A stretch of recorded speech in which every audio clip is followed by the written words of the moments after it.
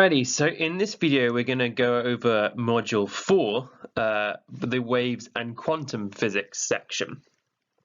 So some just guidance on how to use this video. So this is designed to be used once you've finished the A-level physics course, so as a revision tool.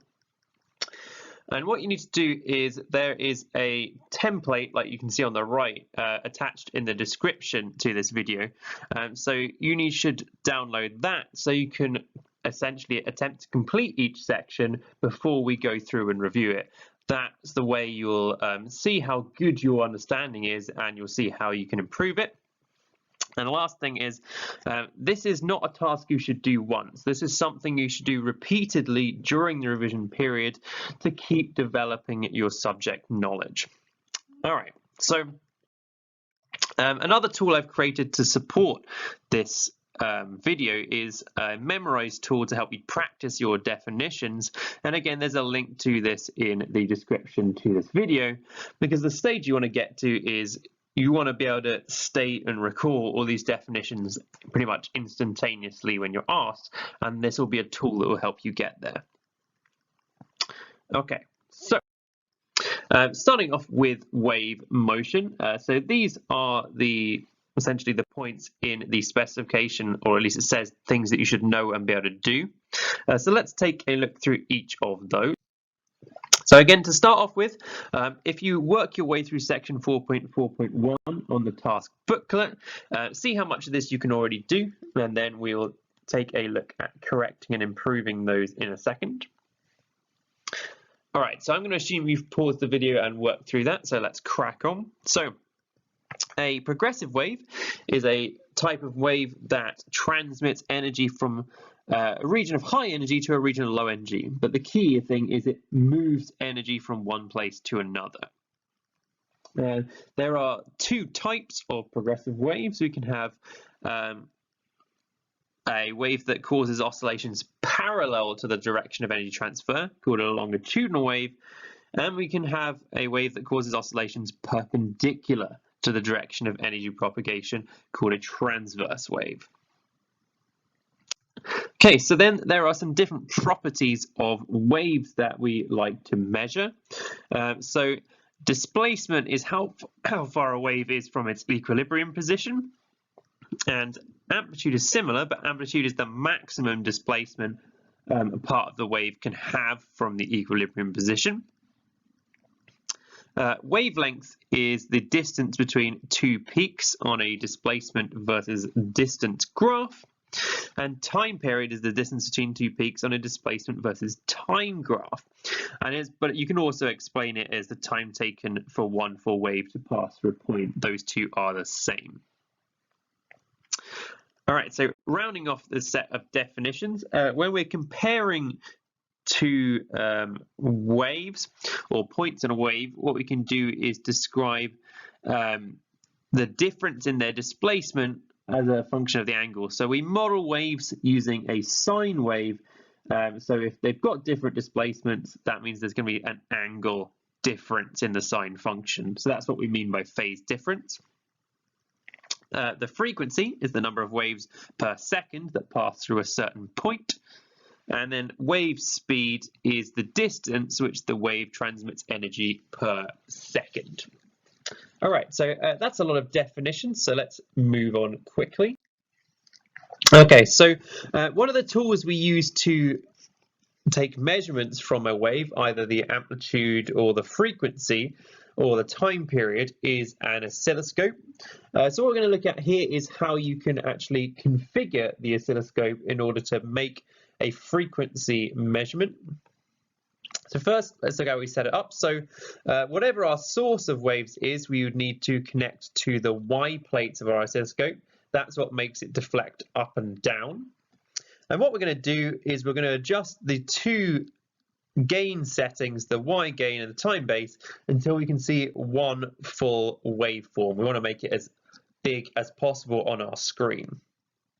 So once we've got that, the way we'd get the frequency is we'd measure the number of divisions in the X direction for one full wave, because the oscilloscope essentially plots displacement against time. So we're going to measure the peak-to-peak distance And then what we're going to do is we will have measured the number of squares on the screen. If you look at your X gain, you'll see how many seconds each square represents, which is why we're going to multiply by that number.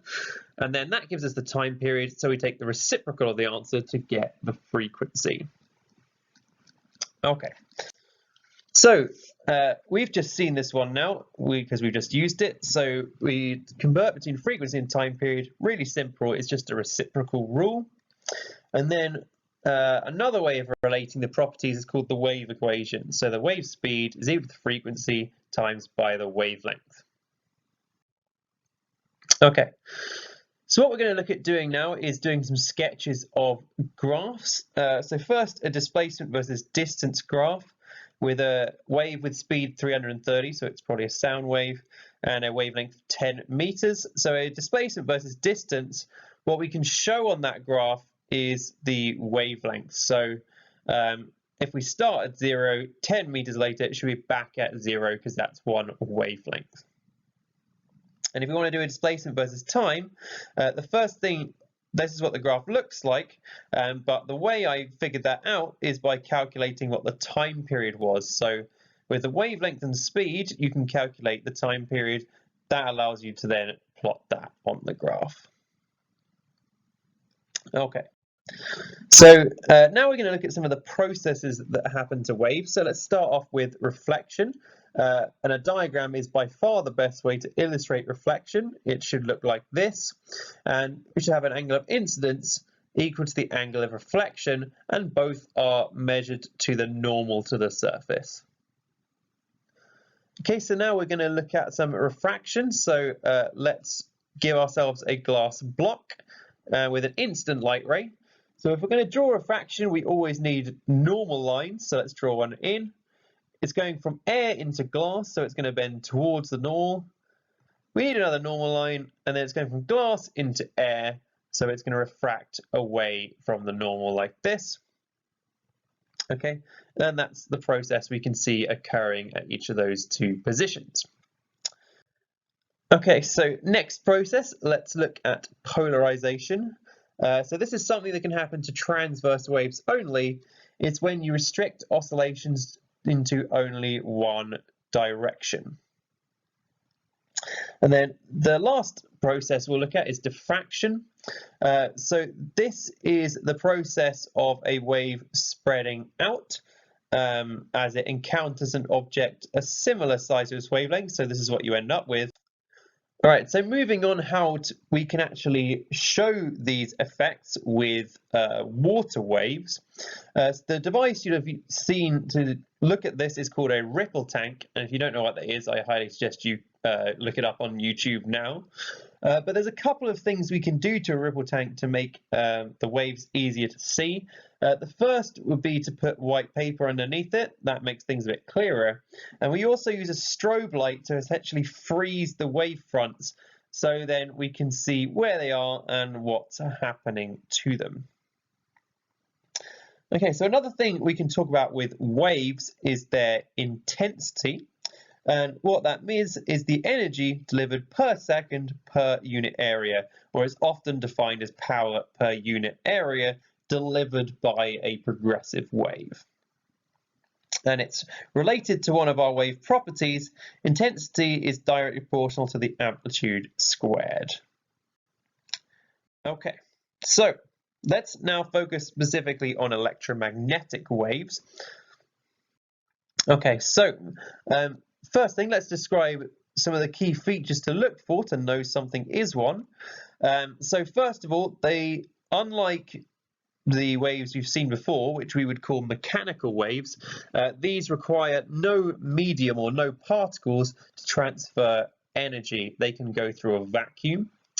And the reason they can do that is they are propagated by vibrations in electric and magnetic fields instead of vibrations of particles. And the other thing they all have in common is they all travel at the same speed in a vacuum, 3 × 10⁸ meters per second, or the speed of light. So the next thing we're going to take a look at is looking through the orders of magnitude of the different parts of the spectrum. So these are all approximate values. It's just so you have a good idea when you're doing calculations whether or not you've got a reasonable answer. Okay, so starting with gamma, they are in the picometers, or 10 to the minus 12, and these tend to be the radiations given off by nuclear de-excitation.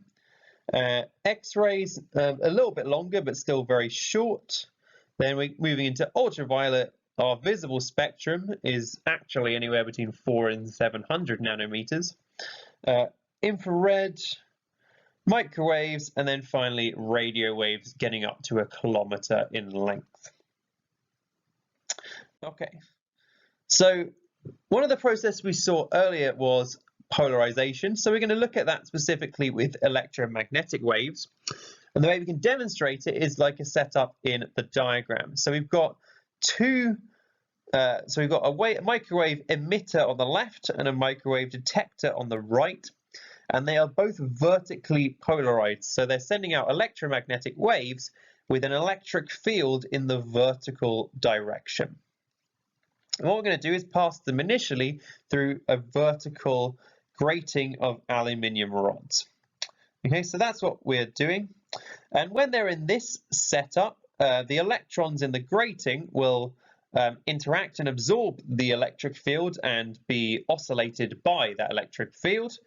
And then what they'll do is then re-radiate them in all directions, so the detector won't actually pick up anything when the rods are in the same plane as the electric field. If we were to rotate it, so the aluminium rods are perpendicular to the electric field, the electrons now can't absorb them because they're not free to move in that direction, and it would be detected strongly by the detector. So the thing to warn you about this point is, yes, I am 100% sure I got that right way around, and yes, you have probably read something different in your textbook. If you want to find out a bit more about that, because that was quite expected for you, there's a really nice video on YouTube called "I've Been Teaching It Wrong, Why Microwave Polarization is a Lie." So check that out if you want to see that, but this is in contradiction to most textbooks which explain this incorrectly, or they explain it in a way that is not helpful to understanding this circumstance anyway. Okay, so looking at more depth now in refraction, so we're going to define refractive index and Snell's law. So refractive index is the ratio of the speed of light in a vacuum to the speed of light in a medium. And Snell's law is that as a wave crosses a boundary, the product of the refractive index and the sine of the angle in the same medium is constant. So you probably haven't seen it in that form before. You've probably seen it as this equation, but Snell's law is stated in words and looks like this. Okay, so now going on to look at how we can use Snell's law to determine the refractive index of material. So this would be our general setup. We'd have that material and shine a laser ray into it. And we're going to use the Snell's law equation as a way of figuring out N2, essentially. So we're going to use a monochromatic laser as our ray in this experiment. And what we're going to do is we're going to mark the point where the laser leaves the actual laser device. We're going to mark where it enters the block and where it leaves the block. And then what we're going to do is we can essentially make triangles, and we can measure lengths and calculate angles using trigonometry. So that's far more precise method than using a protractor is. So that's how we're going to get our angles. So we're going to do this with 7 different angles of incidence. So we're going to increase the angle every time until we've got a nice set of results. So we're going to start in air, so N1 is going to be equal to 1. So what we're going to do is plot a graph of sine I against sine R, and that measure the gradient of that, and that will be the refractive index of the material. Okay, so that's our general experiment. There are a few things to bear in mind when doing this. If we're using a laser, that has a real risk of causing retina damage. So we need to set up the experiment in such a way that you make sure the laser is pointing away from anyone's eyes. The other thing to bear in mind is thinking about the surroundings. We want to make the laser as easy to see as possible so we can make accurate markings. So it would be best to block out external light sources by turning off the light and closing curtains, that kind of thing. Okay, so now moving on to total internal reflection, which can occur if the angle of incidence is greater than a critical angle. So let's define what a critical angle is. So it's the angle of incidence at which the refracted ray travels along the boundary, which makes the angle 90 degrees to the normal, which makes sine r 1. So what we can do is put sine r equals 1, and then we can calculate the angle of incidence, which is the critical angle, using this equation. Okay, so now we're going to look at the superposition of waves and look at interference and then stationary waves afterwards. So these are the things that we are essentially going to look to describe, first of all, with interference. So let's first state what the principle of superposition actually is. It states that at a point where two waves meet, the resultant displacement will be the sum of the displacements of the two individual waves. So what we're going to do is describe a way we can actually show how that works. So the easiest way to demonstrate is using sound, because we don't even need any measuring devices. You can just use your ears. So we'd set up two speakers pointing towards each other, and if you can walk between the speakers, what you'll hear is the loudness of the sound changes quiet, loud, and where they're added together, we've got it loud, and there will be places where they cancel each other out, which will be quiet as well. Okay, so let's illustrate what this looks like with a graph that I've stolen off the internet.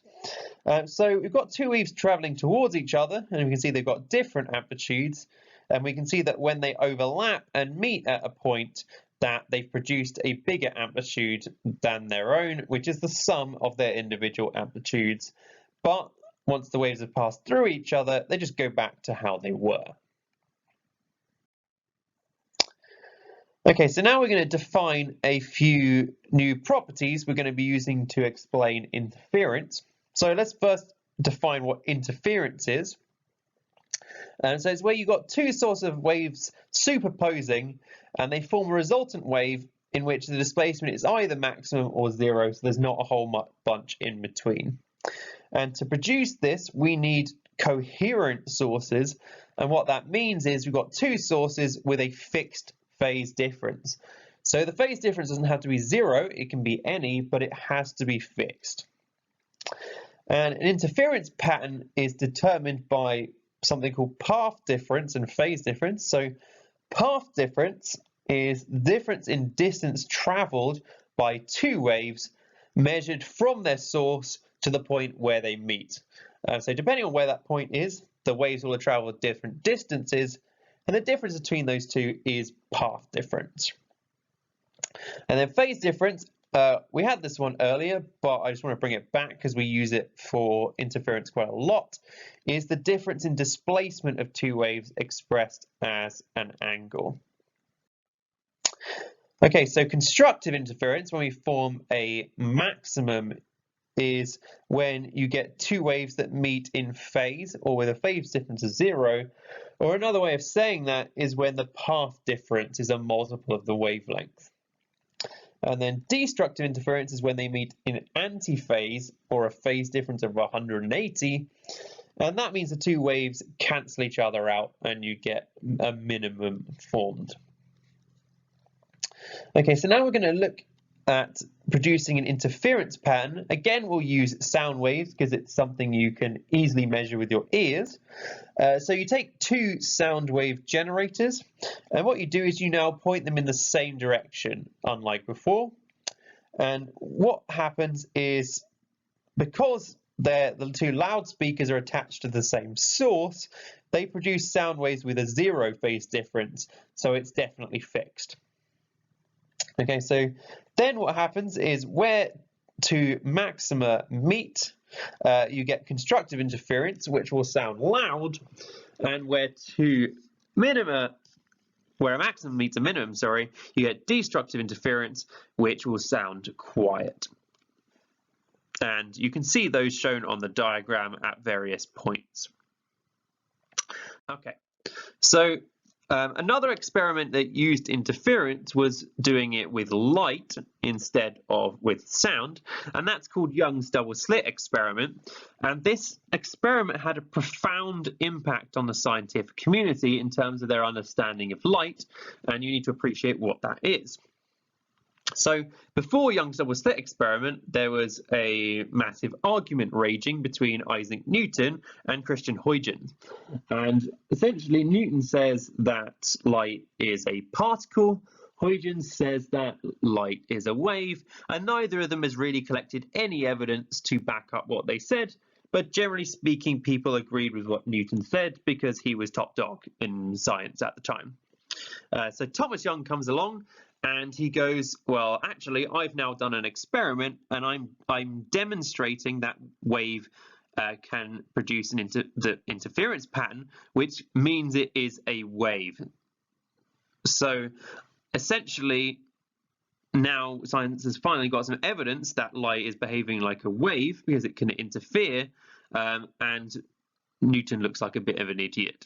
So that's the impact of it at the time. And better than that, we can develop an equation to model this interference. So we can essentially relate the wavelength, we can relate the distance between the sources, A, we can relate the distance between the maxima, which we've given as an x, and the distance between the sources and the screen. And what that means is an interference pattern gives us a way of measuring wavelength of a source that we don't know the wavelength of. Okay, so we're going to actually describe two methods we can use to find wavelength. The first using double slit and the equation we've just seen. So let's first have a look at the general setup. So we're going to use a laser again. We're going to use a double slit and a screen and set up an interference pattern.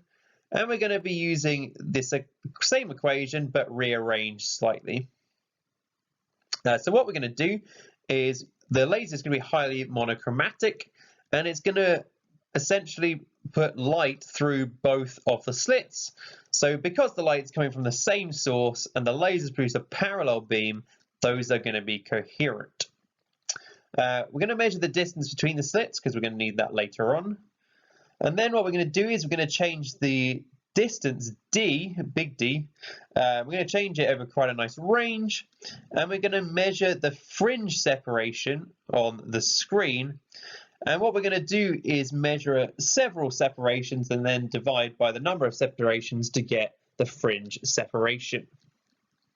Then what we can do is plot a graph of fringe spacing x against distance d, determine the gradient, multiply by the slit separation, and that will calculate the wavelength.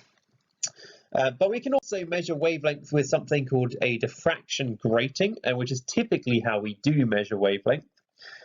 So you get a very similar type setup, so a laser, a diffraction grating, and producing interference pattern. But the equation that models a diffraction grating is different, and you'll learn more about this when you do spectrometry later on. So what we can do is rearrange it to make sine theta the subject. So again, we're going to have the same setup, our highly monochromatic laser producing a coherent source. What we're going to do is measure the distance between the first order, where you can say k equals 1, or we usually say n equals 1. We'll divide it by 2 to get the distance from k equals 1 to k equals 0. And we'll use trigonometry to figure out what the angle sine theta is. So what we're going to do is we'll repeat that for as many orders as we can put on our screen. And what we're going to do is plot sine theta against n. And then find the gradient of the graph, multiply by the slit separation again, and then what we can do is then figure out the wavelength. And this is what a device called a spectrometer does. Okay, so moving on to stationary waves, which is another example of superposition of waves. So again, these are the specification points. So let's take a look.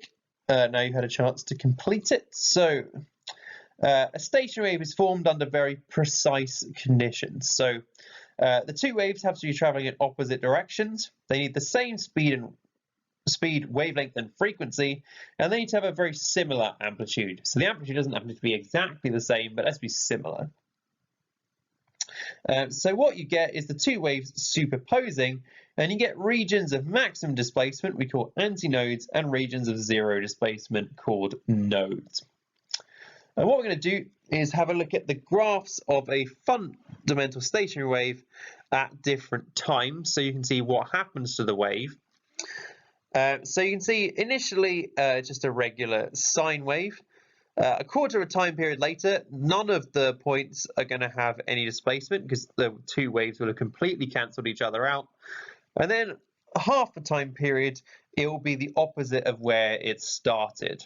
So that's generally speaking what it looks like, and then it would reverse the process over the next half cycle.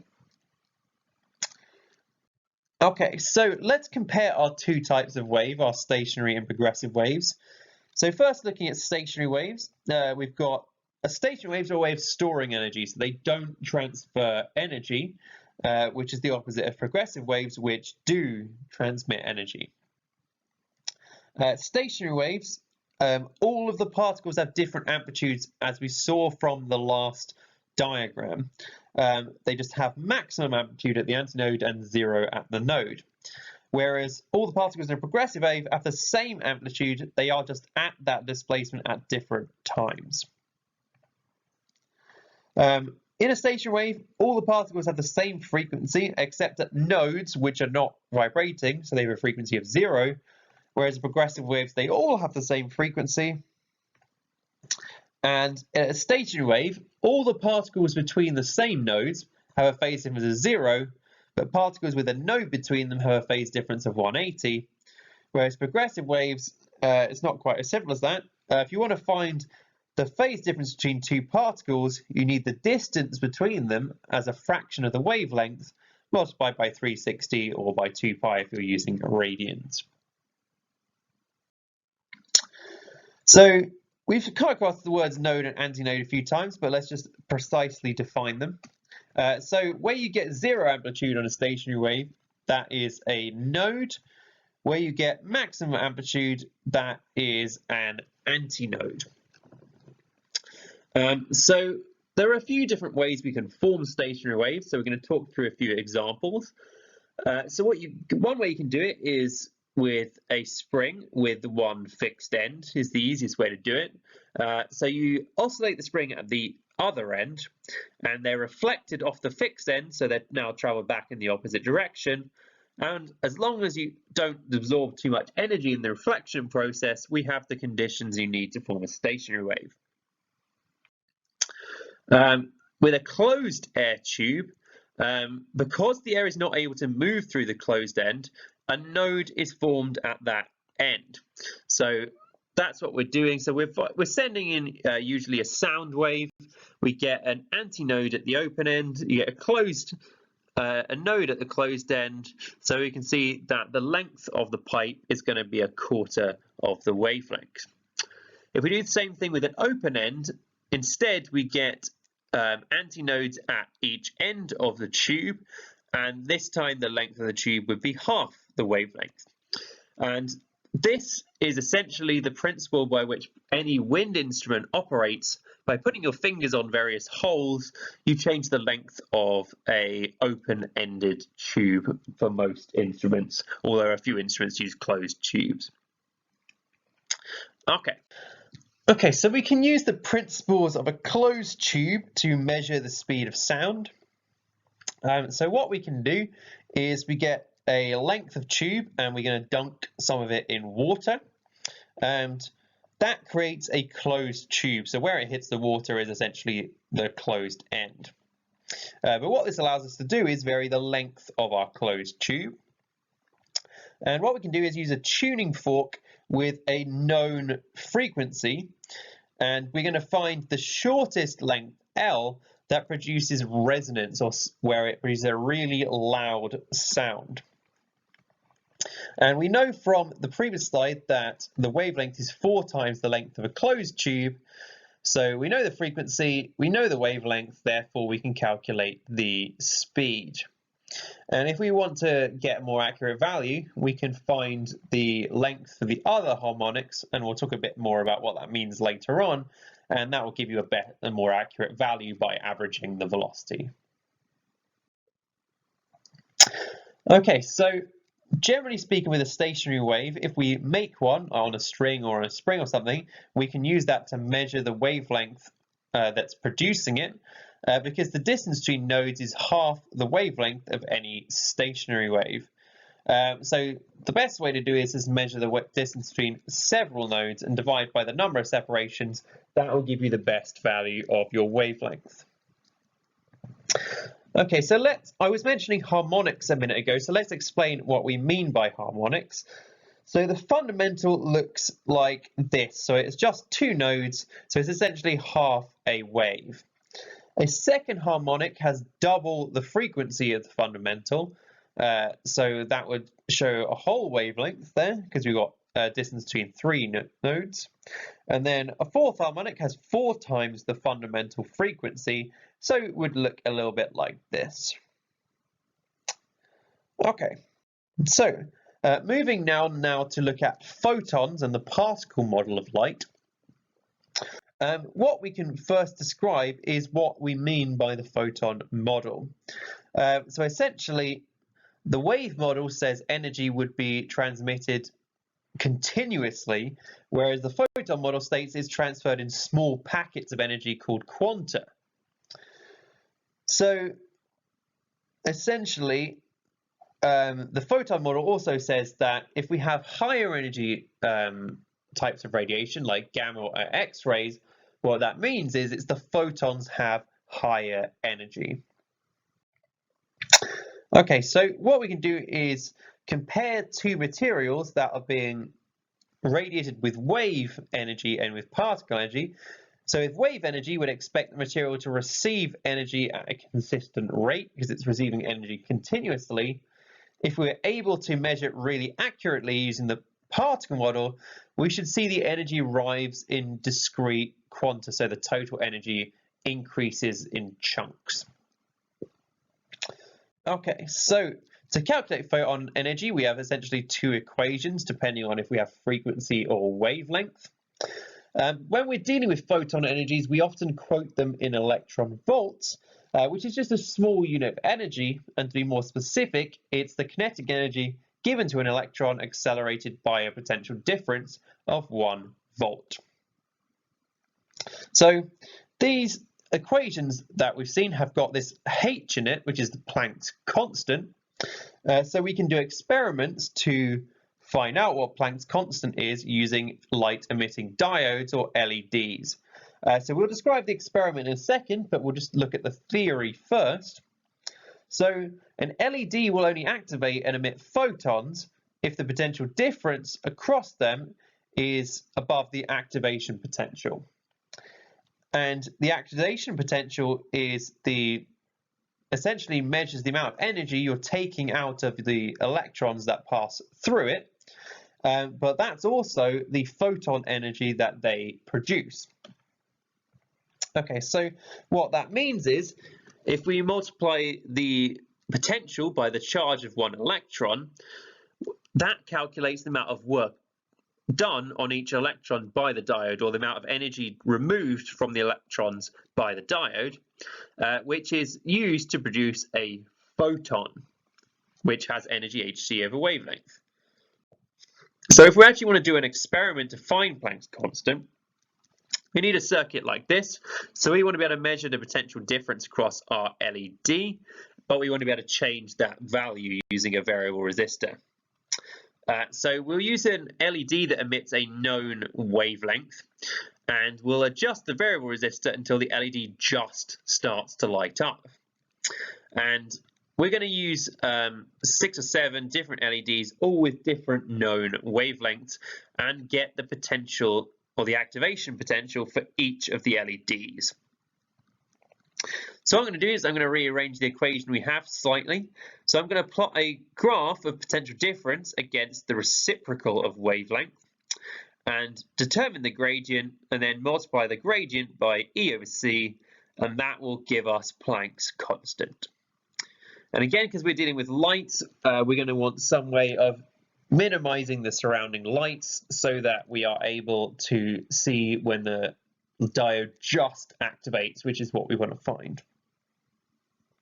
Okay, so a certain phenomenon that the photon model, or particle model of light, was needed to explain was the photoelectric effect, because the wave model couldn't explain it. So let's take a look at what that is and how we can demonstrate it, and the different things that we need to be able to explain about it. So first of all, what is the photoelectric effect? Well, it's when a material absorbs a photon and a delocalized electron gains enough kinetic energy to escape from the material. So we can demonstrate it using something called a gold leaf electroscope, which looks a little bit like this diagram here. So what we do is we generate some static charge, usually using friction, and apply it to the metal disc. And then what happens is the metal plate and the gold leaf become negatively charged, and they repel and push each other away. And what you can do then is shine a UV light on the gold leaf, and as the electrons are emitted from the gold leaf, it discharges. There's no repelling force, so it falls backwards. So that's how we can show it happening. So the reason we need the particle or photon model of light is because what we notice is that only photons above a certain frequency, that we call the threshold frequency, can cause photoemission.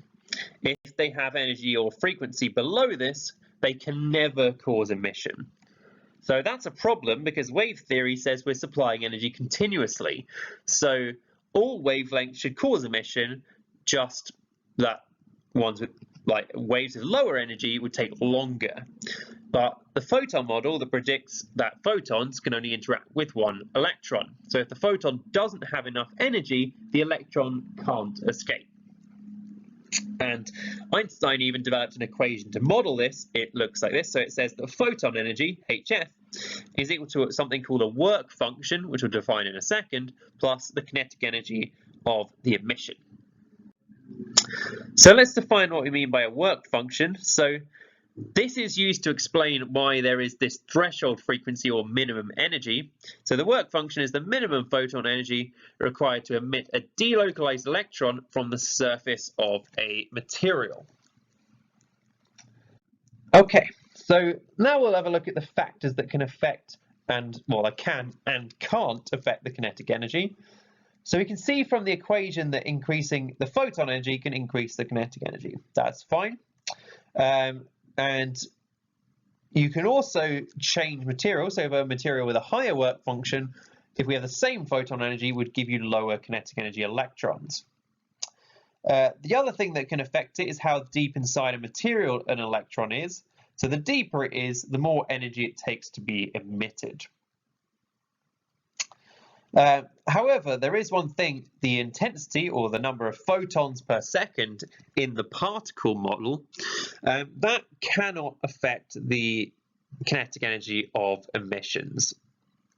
Whereas if we want to change the rate of photoemissions, intensity can affect that. So if you have more photons arriving per second, fairly simply, you can realize that more electrons will be able to be emitted per second, as long as the energy is greater than the work function.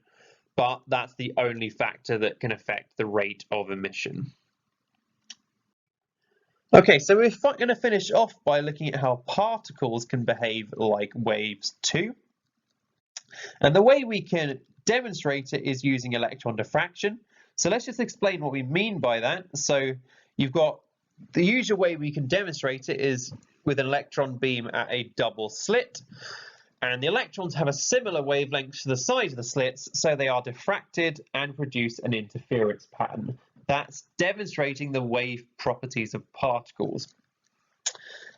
And the way that this was first done is using crystals, usually of graphite.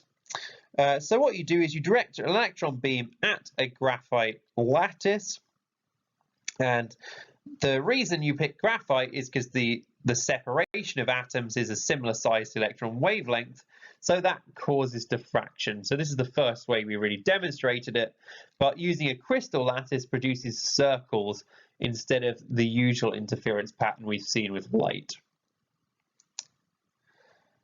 Okay, so de Broglie found a way of modeling the wavelength of a particle, and it's by the wavelength is Planck's constant divided by the momentum. So we can do some examples for a person, and we can see we get a very, very small wavelength, which is why we don't notice ourselves diffracting or wiggling around or oscillating. But if we do it for a wavelength traveling near the speed of light, or 1/10 of the speed of light, we can see the wavelength becomes much closer to some very typical size of subatomic particles and spacings in atoms, which is why we get diffraction of electrons. Okay, so that finishes this video looking at the waves and quantum specification. Thank you very much for taking the time to watch.